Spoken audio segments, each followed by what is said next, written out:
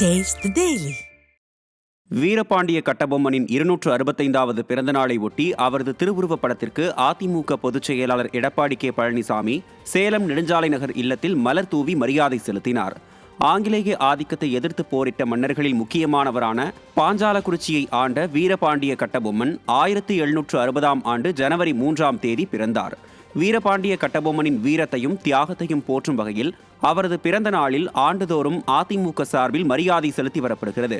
அதன்படி மலர்களால் அலங்கரிக்கப்பட்ட அவரது திருவுருவப் படத்திற்கு கழக பொதுச் செயலாளரும் சட்டப்பேரவை எதிர்க்கட்சித் தலைவருமான எடப்பாடி கே பழனிசாமி மலர் தூவி மரியாதை செலுத்தினார். அரியலூர் மாவட்டத்தைச் சேர்ந்த மாற்றுக் கட்சி நிர்வாகிகள் அதிமுக பொதுச் செயலாளர் எடப்பாடி கே பழனிசாமி முன்னிலையில் அதிமுகவில் இணைந்தனர்.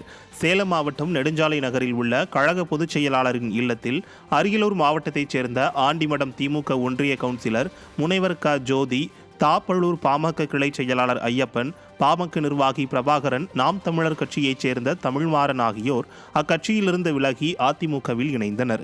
புதிதாய் கழகத்தில் இணைந்தவர்களுக்கு கழக பொதுச் செயலாளர் கட்சி துண்டு அணிவித்து வரவேற்றார். இந்த நிகழ்வின் போது அரியலூர் மாவட்ட செயலாளரும் முன்னாள் அரசு தலைமை கொறடாவுமான தாமரை எஸ் ராஜேந்திரன், மாவட்ட அவைத் தலைவரும் முன்னாள் சட்டமன்ற உறுப்பினருமான JKN ராமஜெயலிங்கம் ஆகியோர் உடனிருந்தனர்.